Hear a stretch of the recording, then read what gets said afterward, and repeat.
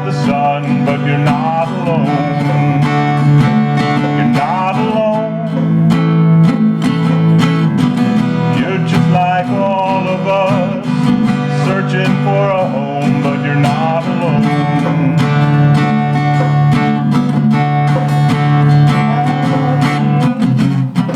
You think you're the only one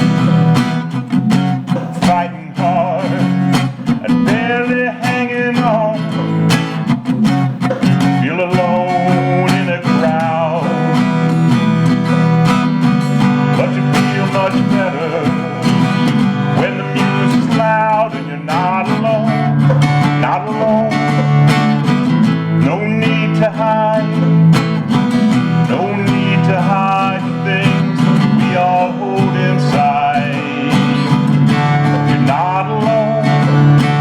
There's nowhere to run, 'cause you just can't get away. It's like blocking out the sun, but you're not alone. You're not alone. You're just like all of us, searching for a home, but you're not alone. You're not alone. You're just like all of us, searching for a home, and you're not alone. Yes. So, hello. My name is Queen Ann Cannon. Welcome to Peninsula View.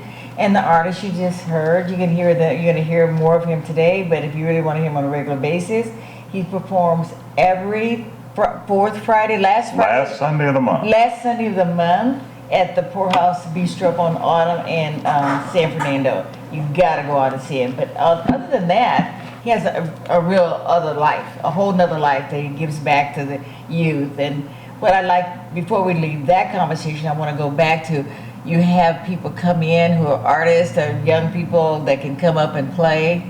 They're on like an amateur night. It's not yet. Yeah, so the last Sunday of the month, I teach adults to play guitar on stage. So people have been playing since they were teenagers and they're 50 years old and they're afraid to get on stage. Oh, okay. I've had over 100 people take the class that I teach and then play on stage. That is so fun. I love to see. Some of those people are very, I mean, everyone I've seen is so very professional.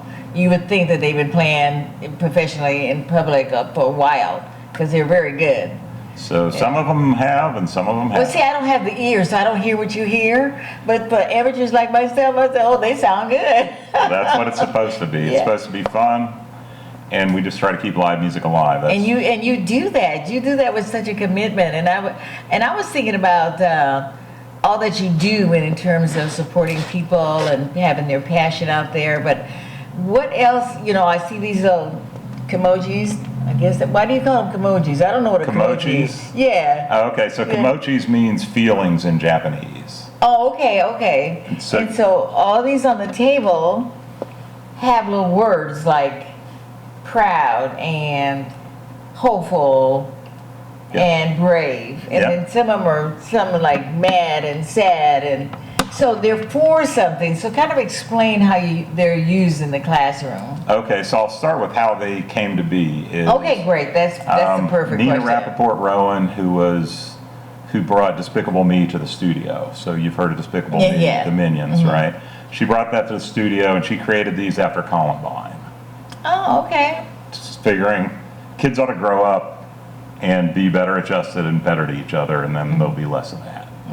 So that's how she developed it, and that was almost 10 years ago. And so it's designed to work with basically from preschool up to 5th grade. We have a curriculum developed by educators and therapists, and we're in, for example, in San Jose, there was a girl who came in here this morning who actually were in their school. Oh, and she knew them. I was surprised. Very smart girl, only 7 years old, but she knew Kimochis. Oh my God. So yeah, basically it helps the kids get past happy, sad, mad to what they're really feeling. Because when you're mad, you're not just mad, you're frustrated, you're disappointed, you're embarrassed. There are a bunch of things. And it helps the kids communicate. And then the characters each have a personality. So Bug is shy. Oh, And okay. so the teachers and the kids can see the other kids as the character, and they can do exercises without having to focus on the kids' behavior. They can focus on these. Okay. So it helps, basically depersonalizes it and allows them to connect. So if you go into a classroom where with Kimochis, the teachers all know which character all the kids are. And so, And then the kids know automatically, or do you tell them before they say I'm? well, no, the kids Shy. figure it out, right? So Hug-the-Puss is our active character, so has problems with boundaries, right?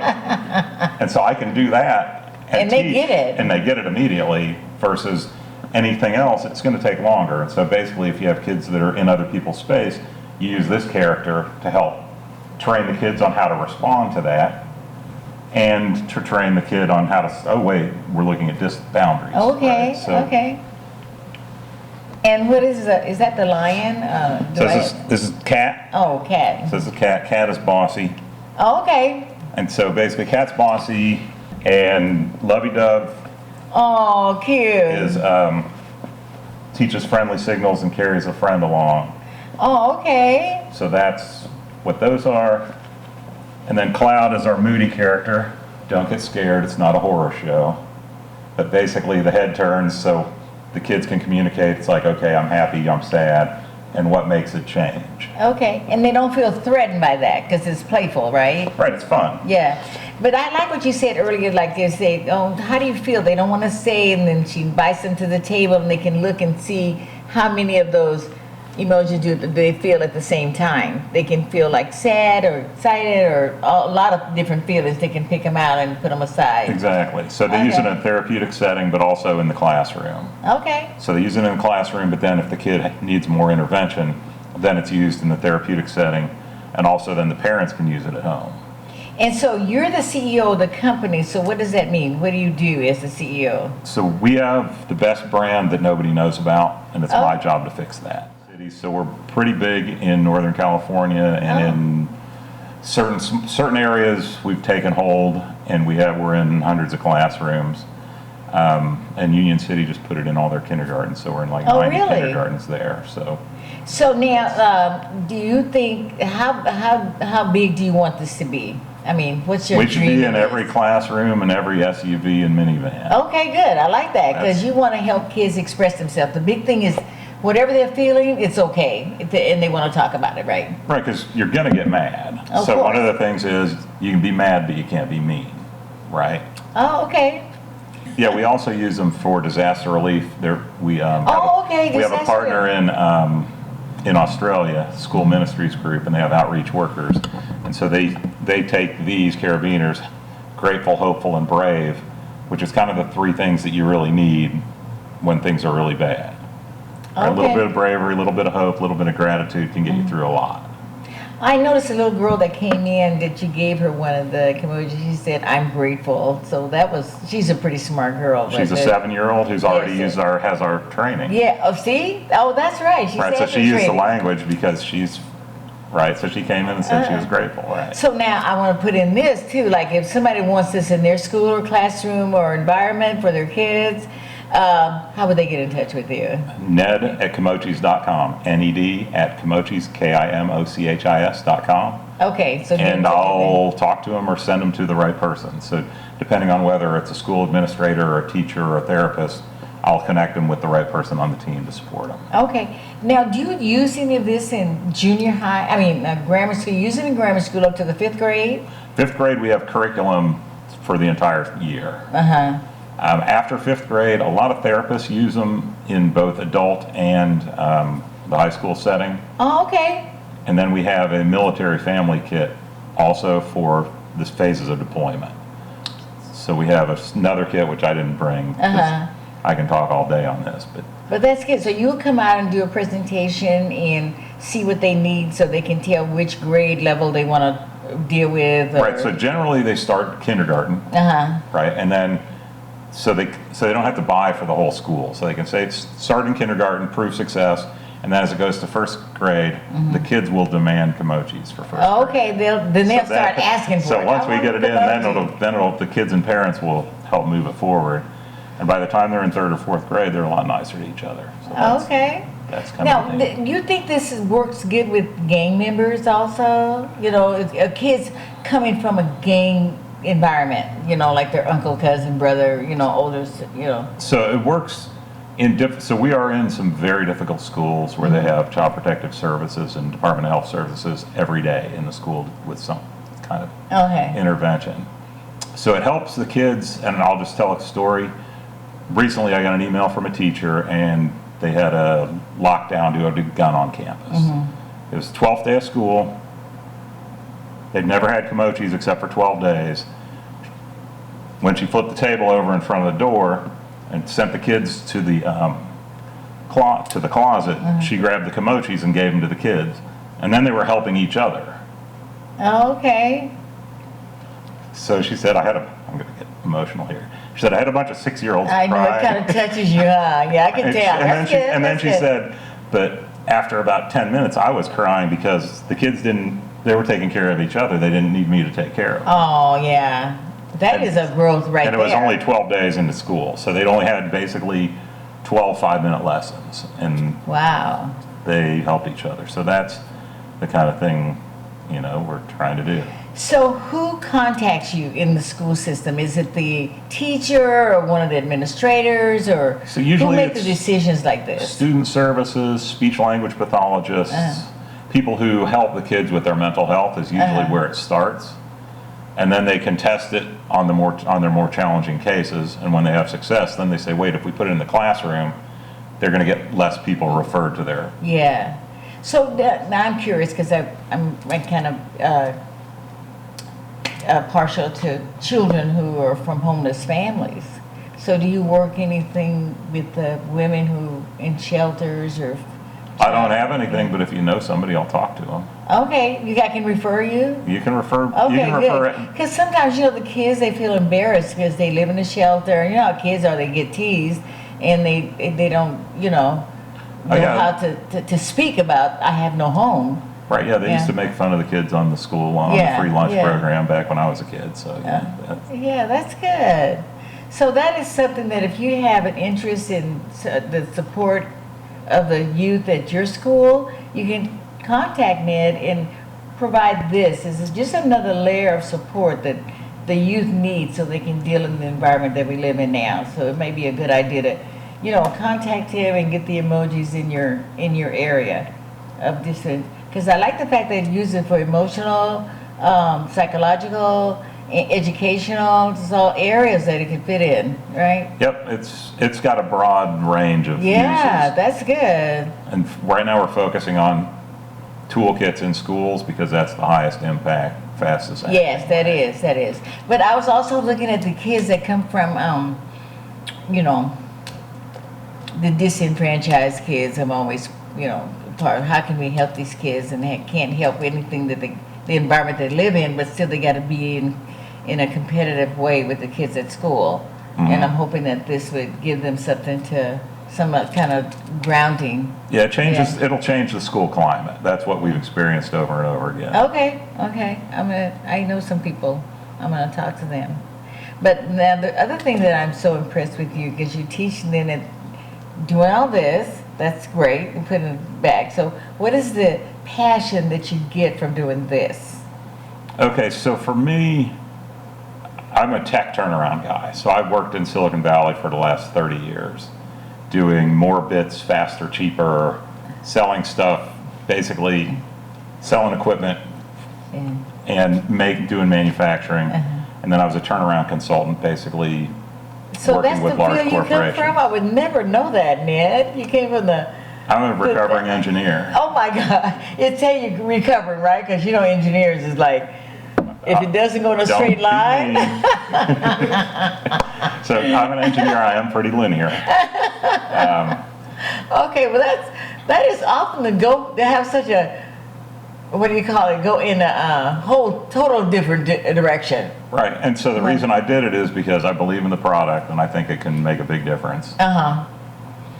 Ned also plays the guitar, the harmonica, and something else, I don't know what, but he also writes songs and leads bands and sings, as you heard when we first came on. So, what part of that life is yours too? I mean, where did that come from? So I was a failed piano student as a kid, Sound like me. and then I played French horn, and then I was a DJ in college, and then had an old buddy, and he had a friend when I moved out here, and started taking me to blues shows, and then I started playing harmonica, and was sitting in with Gary Smith, who's a local legend guy, and Is that Smith? Gary Smith, he plays at the Poorhouse occasionally. Yeah. I And thought it was familiar. JC Smith was his drummer back then. Oh, okay. And so I'd sit in with him, and finally Gary's like, well, Ned, you can't sit in with us anymore. Says, unless I can go sit down at the bar, you're not helping. Come back when you're ready to sing some songs. Oh, really? They challenge He you, huh? forced me to do it, so I'd never sang in the shower, You're kidding. never sang a choir. As much as you sing, you had never sang? No. Oh, my God. I always listened to the guitar parts. I never even knew the words to songs, to be honest. Wow. And so he forced me, I went and did it, and then J.C. Smith encouraged me. I got a band together. And that was He must have saw that you had a really good ear. J.C.'s helped a ton of people. Wow. Yeah, he's helped a ton of people. You ought to have him on your show. I don't think I would have to ask him to listen to me, because my music teacher told me, don't try to sing. Just mum the words on the right or the left, because you have what they call a tin ear. So it's like, I think it ruined me forever. So I don't believe that. I don't think anybody is tone deaf. Really? Oh, Yeah. my God. So one of these days. So we're going to talk. Yeah, we're going to talk. So then you got up, but having your own band, where did that come from? That's a big jump. Well, so when you play in jams, very limited repertoire. You got to play what people know. And so then also, you get the bug and you want to do it. So I put together bands, and Wow. so that's... Because I know when you used to come on Fridays, was it Friday night? I used to do Thursday nights. Thursday night. No, Yeah. it was so good. It was, I missed that. I missed that part. Yeah, she likes the later night show. Yeah, I like that. We play from 3 to 7 on the Sundays now. She likes. Yeah, I like those. She likes to be a little later. And the atmosphere is really great, and it's my age group, so all kind of age group. But I feel comfortable there. It's not like, look at that lady. So it's a nice, and the people are nice there. So Yeah, we try to make it a welcoming so environment. it's really a pleasant, comfortable place to be. But I'm just, but I was always fascinated because you're so welcoming to the other musicians that come in to make sure they get a chance to play. But I thought, I didn't know what that was, but you could tell that it's they felt comfortable because they would be talking and say, are you up, and who's up, and like that. And Yeah, they help each other, right? yeah. So I check out things like that with how people are getting along. Because most Yeah. jams I hate. They're not friendly. They include or exclude people. And I'm like, if you get on the list first, you play first. And if you're my buddy in from out of town and you're a touring musician, you still go on the list.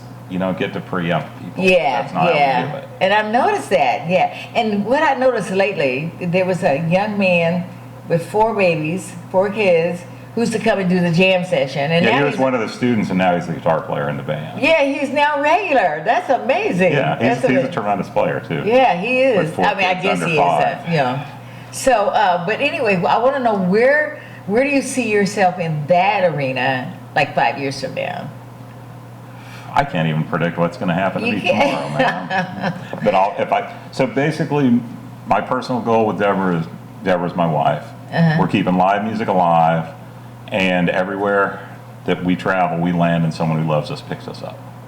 No kidding. So that's my personal goal. It's like wherever we go, and so when I go with Kimochis, everybody loves Kimochis. That's good. It's aligned with my personal goal. And with music, it's the same thing. So what I do is I help people whenever I can. If people want to learn, I'll figure out how to help teach them. Okay, so if you have that energy, that urge, that desire, call Ned. Yeah, I'm too busy to teach the classes, but I'll refer you to a resource and people can help you. Okay, that's an adventure. Maybe somebody may want to play the drums at the next set. We don't know yet, so we can check it out later. Because he likes to perform. So what's, I want to tell people about Sunday night, so go over that again, the last Sunday night. So last Sunday of the month from January through October, so the last one is probably before this will air, I don't know, but it's whatever, week and a half, 2 weeks from today? It's next week, isn't it? I don't know. What's This is today's the date? 20th. So it's next week then, if today's the 20th. So yes, the 20th. so it's 27th, and then we're off December. Oh, you're November, off? December. So I Yep. better see you next week or wait till the first of Better the year. come and bring all your people. Yeah. So, yep, so that, and then just talk to Jay, who owns the poorhouse. And so we're gonna do it again next year. So last Sunday of the month, 3 to 7 It's p.m. so much fun. I love it. 3 to And plus 5 you is the meet jam. people. Yeah, it's, my wife hosts it. Uh-huh. She contributes to the welcoming environment. Yeah, it's a really warm environment. You don't feel like you're just out there just having to sit by, even if you go by yourself, because I go by myself a lot of times. And it's a real welcoming atmosphere. Remember to look up Kimochis on the website and talk to your school and maybe have a conversation about how to get it in the school system. And if there's anybody, I'm going to be looking for myself for the homeless women, but if anybody out there in the mental health environment, or the care for the homeless children, this would be excellent. I don't know how we do that, but we need to find out how we can get the kids to be unashamed, unembarrassed, and get to learn as much as they can without the stigma of coming from a homeless family. I think that's a worthwhile goal for all of us. Well, thank you so much for being a guest on my show. I just really found out about this. I like to present people making a difference in the community no matter what they're doing, and you're perfect to be the guest today. All right, well, thanks for having me. Yeah. Thanks to the team for being friendly and welcoming. Yeah. Okay, well, this has been Peninsula View, another great show, so make sure you continue to look for us, because we're here to promote providing services for the community, activities and advantages and opportunities. Okay, Ned, take it away. All right. So this is a song I wrote for Jimmy Carter. You waited for it to be recorded? No, I wrote this as a tribute to Jimmy Carter, because Okay. he's the president who used the presidency as a stepping stone to greatness versus becoming great as president.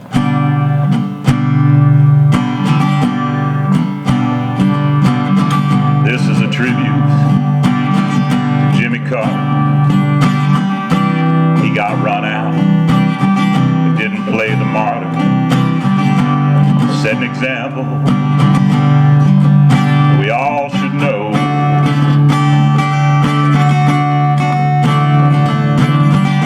Got knocked out of office as president. Then he got back up, went to work again. He used his position as a stepping stone.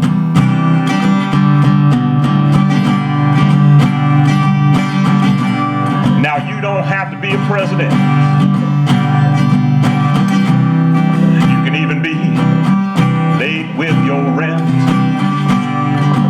Oh, it's true. You reap what you sow.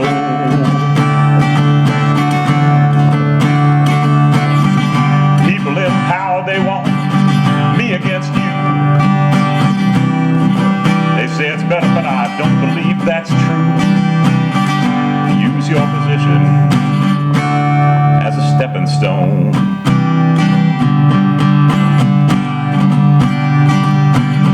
Use your position to do what you can.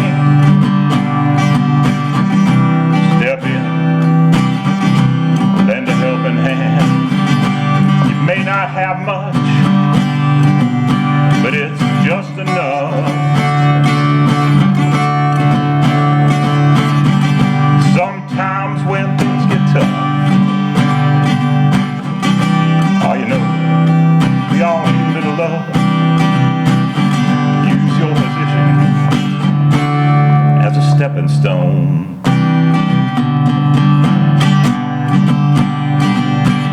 Do you step right in, or do you stop and stare? Or do you look away where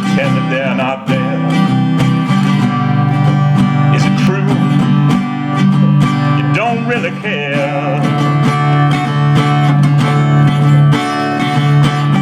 Now I'm not saying play the hero or risk your life, but come on man, be a little bit nicer to your wife. Use your position as a stepping stone.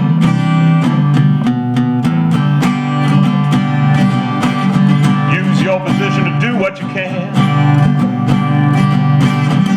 Step in, lend a helping hand. There's someone there could use you right next door.